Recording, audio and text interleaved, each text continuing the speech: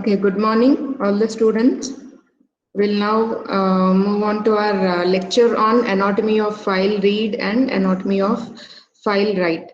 As I already told you, these are very important topics in this chapter, which will help you to understand how a read operation or a write operation happens by the client interacting with the name nodes and data nodes. So we have been talking about name nodes and data nodes from last few lectures, right? But how they actually interact in order to perform the read write tasks, that we have to understand very clearly, and that this explanation will give you a clear picture about that.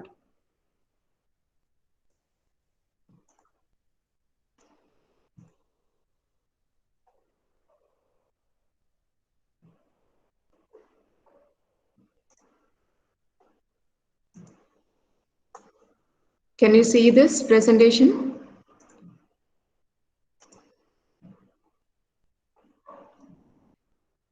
Can somebody confirm? Yes, ma'am. Okay.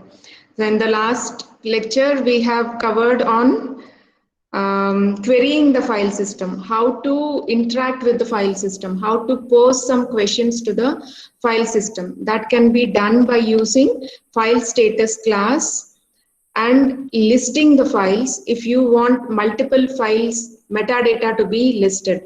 That can be done by using listing files option. And if you want to filter out some files metadata and are interested to view only some of the files metadata, selected files metadata, in such cases you can use a path filter in the form of regular expression, which filters out some paths and gives details about only some selected paths.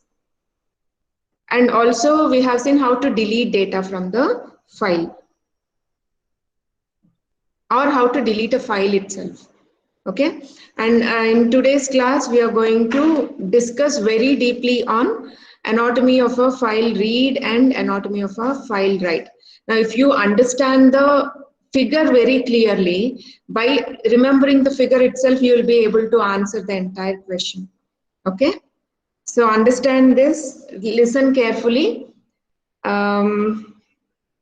Yeah, I'll repeat it again. Once I give you an overview of this anatomy of file read, I'll try to repeat it again so that you can draw some meaningful conclusion out of it. Okay? So whenever a client wants to read a file from HDFS, understand the scenario, understand the context carefully. What is the operation we are trying to do here? Whenever a client means a system again, okay, a machine, client machine. Now, whenever a client wants to read the data from HDFS cluster, from HDFS cluster means from data node on HDFS cluster. In such cases, it has to perform a series of operations. HDFS cluster has to interact with name node and data nodes in order to perform a task of file read or file write. Now, it is not that a single read or write is performed on the HDFS cluster. Simultaneous read-write operations will be performed on HDFS cluster. Okay, so to understand at a smaller scale, we'll understand that only one single read-write operations are being performed. Okay, so for one file read or for one file write, how exactly the sequence of operations are carried out between the client name node and the data node, if we understand, then we can visualize it at a larger scale, that all these operations are being done simultaneously on various machines on HDFS cluster. Okay, so let's start understanding the anatomy of file read. Anatomy means in-depth explanation, in-depth operations, how they are actually performed, we are going to understand now. Now, whenever a HDFS client, see this, a HDFS client wants to read a file on HDFS cluster. Whenever a HDFS client, client machine wants to read the data from a data node on HDFS cluster. How does it start its action? HDFS client will send an open method, will invoke an open method on file system object. In this case, it is distributed file system. Generally, whenever HDFS client wants to open a file that is residing on the data nodes on HDFS cluster, it will invoke an open method by using a file system object.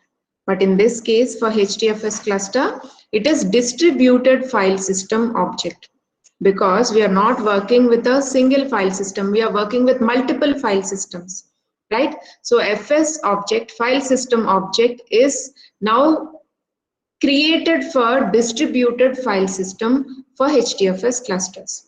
Okay, so HDFS client will invoke an open method by using DFS file system, distributed file system. Now, distributed file system will send a remote procedure call, will invoke a remote procedure call for name node in order to get the block locations. You know that a file is divided into blocks. A file is fragmented. A file is not stored as a whole on the data node. The file is fragmented, divided into multiple blocks, and each block is hosted by one data node, right? Now this these blocks of data reside on various data nodes. Now all that information, all that metadata about a file being divided into blocks and those blocks being stored on data nodes, that entire information, that entire metadata is stored by the name node, right? So when a HDFS client invokes an open method through distributed file system object, it sends a remote procedure call to the name node to get those block locations.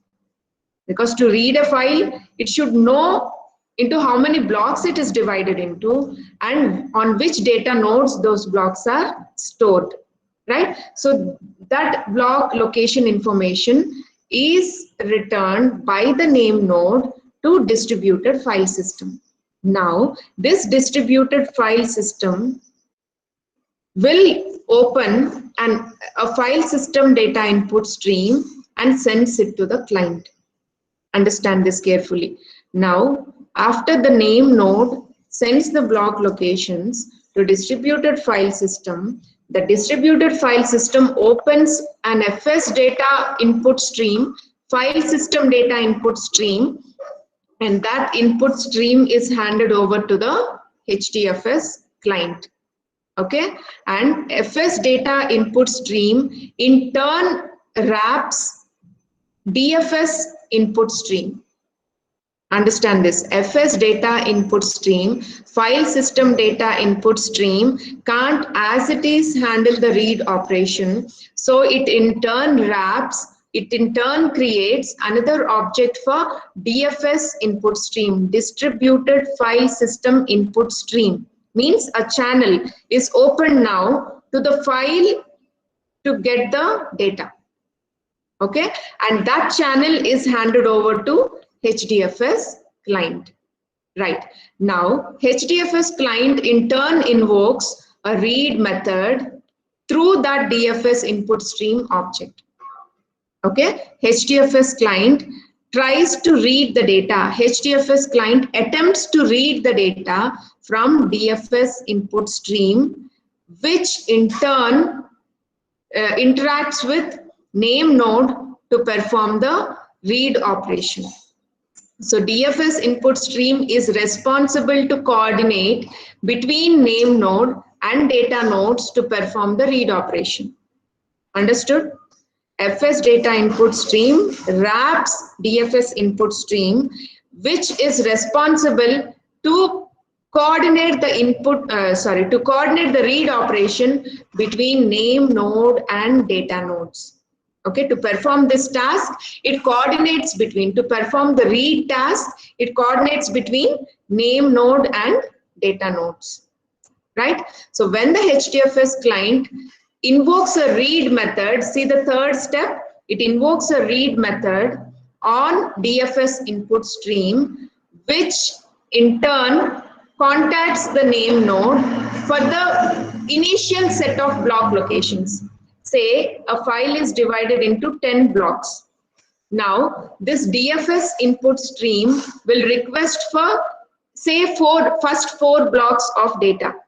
By the time it starts, it's reading the data from the data nodes, other block locations also will be retrieved. But initially, DFS input stream doesn't get all the block locations at a time from the name node. DFS input stream gets some initial block locations from the name node, and it will select the data node which is in close proximity to the HDFS client. It will select data nodes in such a way that it is close to the HDFS client to quickly read the data. Got it? So this DFS input stream will check for the initial block locations that are sent by the data nodes, that are sent by the name nodes, name node, a single name node. You don't have multiple name nodes until unless your cluster is very large and multiple name nodes are hosted. Here we are talking about simplest of the read operation. So DFS input stream will contact the name node for initial block locations, and based on the address of the data nodes it has provided on which the blocks exist, it will create a queue of the data nodes. DFS input stream will create a queue of the data nodes based on its proximity, based on its closeness to the HDFS client. So it will try to read the data from the closest data node. Say one block is read, then it will go to the next data node from which the second block is read, and it will go to the third data node from which the third block is read. By the time this read operation is completed, the DFS input stream again consults name node for rest of the 6 blocks and queues the data nodes puts them in a line so that it will continuously keep on reading all the block data and transfer it to the client such that the client feels that continuous streaming of read happens. Means when the DFS input stream reads a block data from one data node, it doesn't stop. Immediately the second data node's block is read. Immediately the third data node's block is read. Okay, it doesn't stop to get the data from the next data node. And the HDFS client will experience that the data is being streamed continuously in order to perform the read operation. Got it? So once all the data is read from the data nodes, then HDFS client calls the close method on DFS input stream, which in turn closes FS data input stream, which completes the read operation. Okay, so this is all goes well that ends well. But what happens when some data is corrupted or when some data node is failed? What will happen? We should understand that, right? Now, when the data is being read from the data nodes, say a data node has failed. Some exceptional case has arisen when a data node fails. Then what will happen? How is it handled? Now, when a particular data node fails while reading the data, then immediately the DFS input stream will communicate about that failed data node to the name node so that it need not repeatedly access the failed node unnecessarily and waste its time. Okay, so the DFS input stream indicates about the failed data node to the name node, indicating that it has failed, and do not try to consult it again for another block of data until it is revived, until it becomes healthy again. Got it? Now, if the data is corrupted, what will happen? Okay, when a data node fails, the same replica is read from a healthy data node, and the data about the failed data node is given to the name node. Fine. Now, if the data itself is corrupted, what will happen? Data node didn't fail, but the data is corrupted. And how will the DFS input stream know that the data is corrupted? DFS input stream will implement some checksums. Okay, what are these checksums? It has some parity or it has some hash key kind of thing, which has to be tallied with the data that is provided by name node to the data node's checksum. When both are same, it is that data is intact, data is not disturbed. But if these checksums provided by the name node and the data read from the data node doesn't match, then the data is corrupted. Okay, now when DFS input stream implements these checksums, checks about these checksums, then if there is a mismatch, it indicates the data has been corrupted. Now again, that issue will be notified back to name node that this data node has some data corrupted. Immediately name node will send the replica block location to the DFS input stream so that that new replica can be read from the data node. This replica is again consistent data. The data is not corrupted. True data can be read from a healthy node, right? So what are the two issues that may arise? If a data node fails, the data can be read from a new data node. But DFS input stream notifies about the failed data node to name node to revive it again, to make it healthy again. Yes. Now what is the second issue? If the data is corrupted, by implementing checksum mechanism, if the checksums differ, if there is no match between the checksums given by name node and the data nodes, then DFS input stream senses corrupted data and immediately it will notify the name node about the corrupted data, and name node will provide it a replica blocks location so that the DFS input stream reads the healthy data from that data node and passes it on to HDFS client.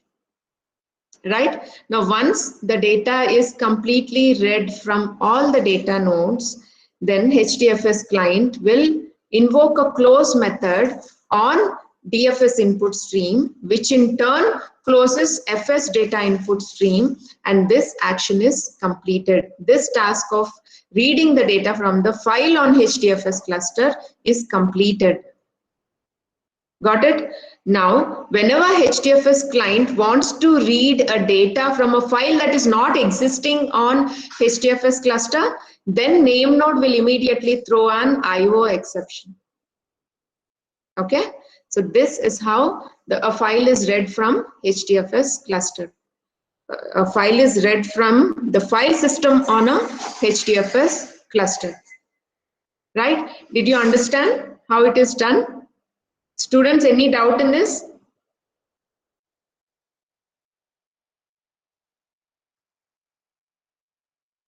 Did you understand?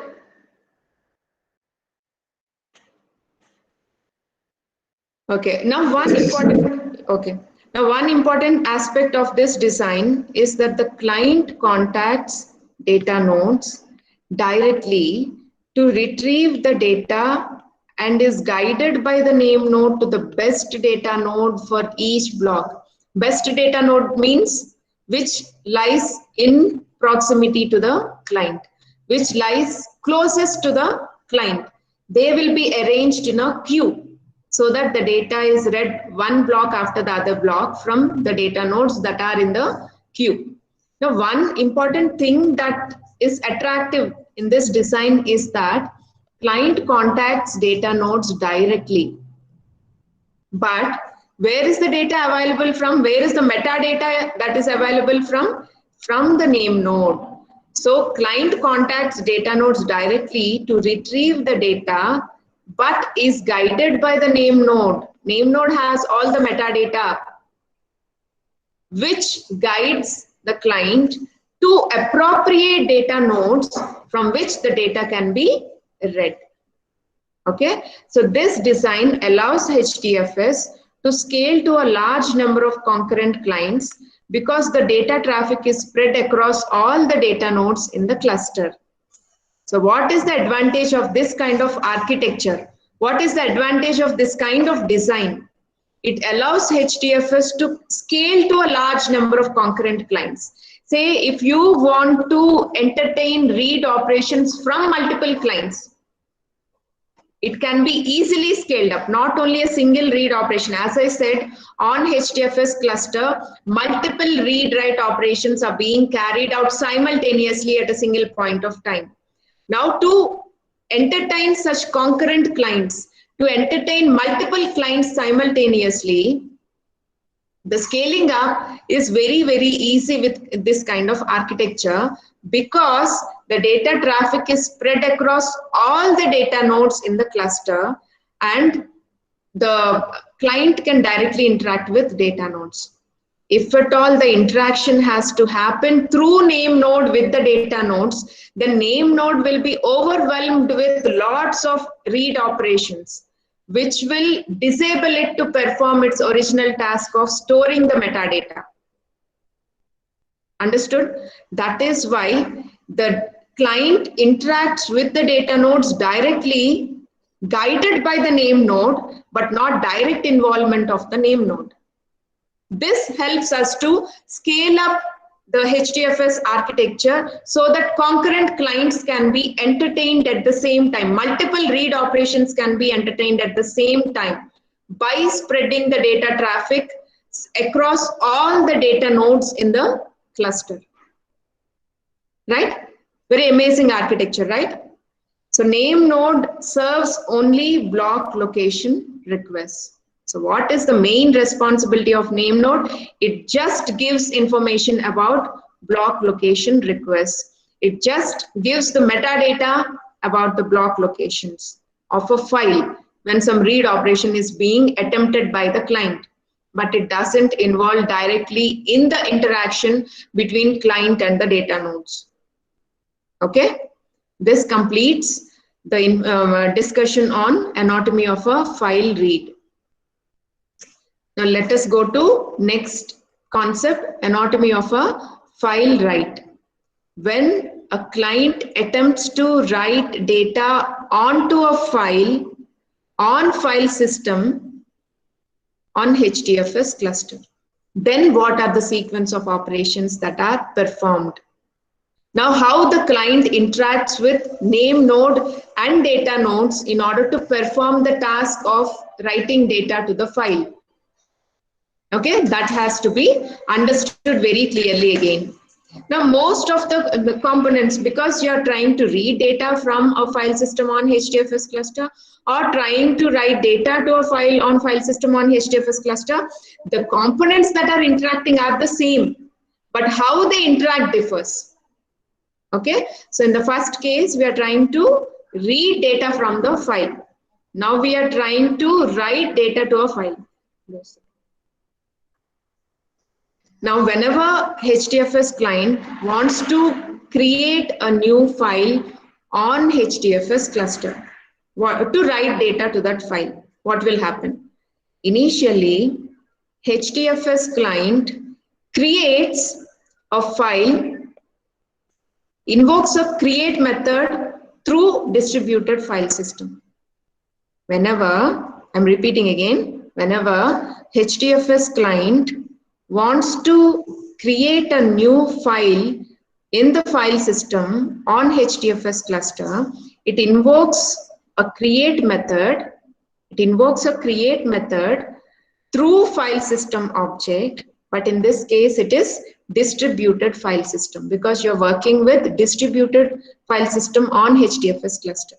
Okay, so instead of file system object, we are calling it distributed file system object. right? So HDFS cluster invokes a create method through distributed file system object. Now, this distributed file system sends a remote procedure call to the name node by invoking the create method again. Now, what is the responsibility of the name node? Does it readily create a file on the file system respecting the HDFS client's request? No. The name node will complete some formalities. What are those formalities? The name node will check whether any other file is existing with the same name. If the file is existing, it throws IO exception, indicating that the file already exists. If the file is not existing, what will happen? If the file is not existing, then name node will create a file in the file system with the requested name by checking whether the client is authorized to create a file, because client has some privileges, right? He can read data, or he can only read the data, he can only write the data, he has both read write permissions, or he has only append permission. There are some privileges that are granted to the client. Now name node checks whether HDFS client is authorized to create a file in the file system on HDFS cluster. Okay, HDFS client is authorized to create a file, authorized to write data to a file by creating it. In such cases, name node will safely create a file in the file system on HDFS cluster. So what are the two alternatives we have discussed here? If the file doesn't exist, name node will throw an IO exception. If the file exists, name node will throw an exception, throws an IO exception, indicating that the file already exists. If the file doesn't exist, then it will check whether HDFS client is authorized to create the file and creates that file in the file system on HDFS cluster. Okay, and that path is passed to distributed file system. Now, distributed file system in turn creates FS data output stream, a channel. It creates a channel to which the data can be written, which in turn writes it to the file on the file system. Okay, now this FS data output stream will in turn wrap DFS output stream. Okay, now this FS data output stream in turn wraps DFS output stream, which will take care of coordinating between name nodes and data nodes, right? I'm repeating again, HDFS client creates a distributed file system object, which in turn consults name node to create a new file with the name given. Now name node checks the authorization, checks the authentication of that request, and it will create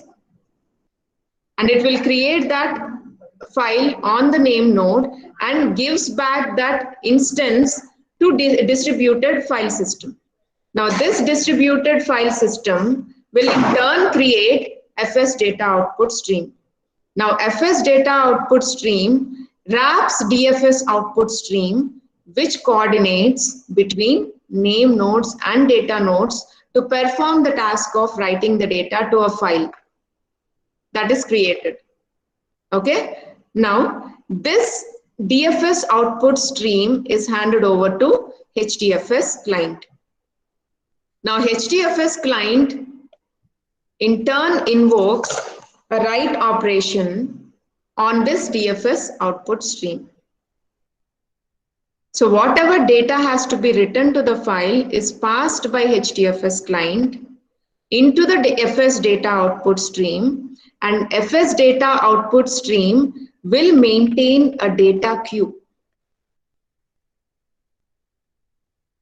This FS data output stream will maintain a data queue into which the data that has to be written by the client into the file is taken. Now this data queue will maintain the data to be written to a file in the form of packets. The data to be written to a file is divided into packets, right? And each packet has to be written to the data node. Okay, now this data queue in turn uses a data streamer. This data queue in turn consumes a data streamer which will stream the packets of data to the data nodes. Okay, so this say you can consider this queue as a data streamer in which the packets of data are maintained in a queue. Okay, now how is the data written? The name node will allocate various data nodes onto which the blocks of data can be written. And when the replication factor is maintained as 3, in this case, when it is maintained as 3 data nodes will be kept in a pipeline. Okay, so the first copy, the first block of data from the data streamer, the first packet of data from the data streamer is written onto first data node, and second packet, same copy is written onto second data node, and the third copy is written onto third data node, which meets the replication factor 3 if it is set as 3. Now if the replication factor is set as 4, then 4 data nodes will be maintained in the pipeline of data nodes in order to write the same packet of data to all the data nodes one after the other. So what is happening here is when a packet of data is written onto the first data node, it is streamed on to the second data node, same packet is streamed onto the third data node, and same packet is again streamed onto the fourth data node if the replication factor is 4. Right? Now, at the same time, parallelly, the DFS output stream maintains an acknowledgement queue also. It maintains an acknowledgement queue also. What does this acknowledgement queue do? Whenever the data packets are maintained by data streamer, same packets are also maintained by acknowledgement queue. Acknowledgement queue. Now, whenever the data packet is written onto a data node and that write operation is acknowledged back by the data node, that the write operation is safely executed. Now, that packet is removed from the acknowledgement queue. Understand this carefully.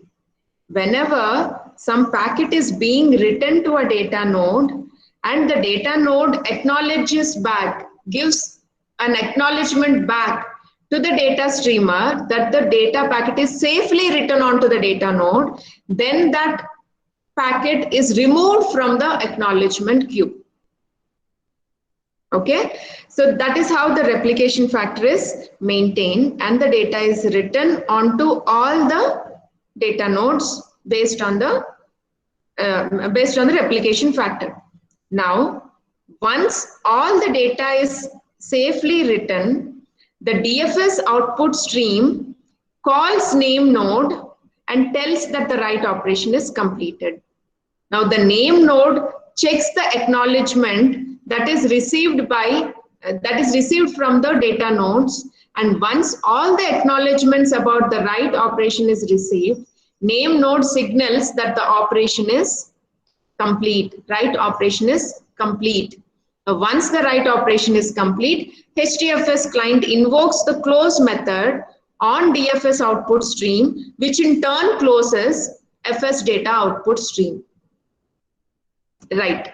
Again, this happens when no issues arise. This is the safe execution of a write operation when no issues arise. But if a data node fails when the write operation is being carried out, what will happen? We should discuss about that also, right? Whenever you are discussing about something, you should discuss pros and cons also. Now, when everything goes well, the data is safely written onto the data nodes. But when the data is being written onto a data node and the data node fails, what will happen? Understand this carefully. When a data node fails while the packet is being written onto the data node, then immediately the data queue is stagnated and the acknowledgement queue's first packet, acknowledgement queue's packet is written to the front of the data queue. Remember, the data packets are maintained in the same way in data streamer as well as the acknowledgement queue. Now, when a packet of data is being written onto the data node and the data node fails, then immediately the same copy is fetched from the acknowledgement queue and added to the front of the data queue, and the connection to the data node is removed by the name node, because the DFS output stream signals name node that that particular data node failed. Immediately, name node will locate another data node that is healthy and puts it into the queue. Okay, so this connection is cut by the DFS output stream, and the packet that is retrieved, packet that is fetched from the acknowledgement queue and added to the front of data queue, that new packet is written to the next data node, next healthy data node. Now the packet is written to this data node and the next packet is written to the the same packet replica is written to the next data node. Now what is the replication factor we have taken? 3, but the same packet is written to only 2 data nodes, so it hasn't met the replication factor. Means it indicates that that particular block is under replicated, because when the packet is being written to a data node, the data node failed and removed from the queue, and name node has added to a data pipeline a new data node. Now after writing the data to this data node and after writing the data to this next data node, same data to the next data node, the replication factor has reached 2. Now again it checks the pipeline of data nodes to meet the replication factor. To make the replication factor, bring it back to 3. Okay, no block of file should be under replicated. It has to meet its replication factor to which it is set. Here, if the replication factor is 3, this data node is corrupted. So the data is written onto this data node, same data is written onto this data node. Now, because it is under replicated with replication with only 2 copies, now the name node has already added a healthy data node into the pipeline of data nodes. Now the third copy is written by the data queue onto the data node that is newly added into the pipeline of data nodes, which makes the replication factor, which brings the replication factor back to 3. Okay, so the right task is completed. Now each time the data packet is written onto the data node, each data node will send back an acknowledgement that the data is safely written onto the data node. Now once the data is safely written and acknowledgement is received by the acknowledgement queue, that packet is removed from the acknowledgement queue because it is unnecessary to maintain 2 copies. This acknowledgement queue mainly serves to protect data loss in case of node failure. Now, when some data node fails, immediately that half data packet written onto the failed data node will be lost. In order to address that issue, in order to not lose the data that is written onto a failed data node, that packets are maintained simultaneously in an acknowledgement queue. Now, this acknowledgement queue, if at all the data nodes signal safe writing of the data, when the data nodes acknowledge that the data is safely written onto the data nodes, in such cases, as soon as it receives acknowledgement, it removes that packet from the acknowledgement queue. Okay, so this is how data node failure is handled. Now, once all the data nodes acknowledge that the data is safely written, acknowledgement queue is emptied, and data queue is already emptied because the data is safely written. Now, this is indicated that this indicates that the write operation is completed, and the data streamer signals the name node that all the write operations along with acknowledgements have been completely performed. Now the name node signals a complete status to the DFS output stream. Now DFS output stream calls HDFS client calls close method on this DFS output stream, which in turn closes the FS data output stream. This completes the write operation. Okay, so when everything goes well, how the write operation is performed, and when one data node fails, then how is the issue handled? That we understood in this anatomy of file write. Any doubt in this, students? So in the coming class, we'll discuss on coherency model, parallel copying with DISC-CP, keeping an HDFS cluster balanced so that all the resources are optimally utilized, and if the files are not frequently being accessed, how to put them onto Hadoop archives in order to save more space for frequently accessed files. That we are going to cover in the concluding session of this module. Any doubt till here, students?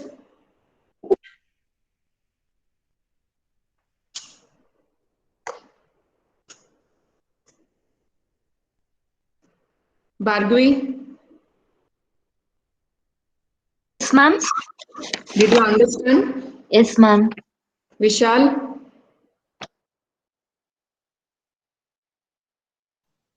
Gangubai? Nishant? Yes, ma'am. How did you understand today's topic? It is clear? Yes, ma'am. Good. Arjun? Yeah, ma'am, understood. Very good. Okay, we'll meet in the next class. In the meanwhile, I'll take attendance. Just stop the recording.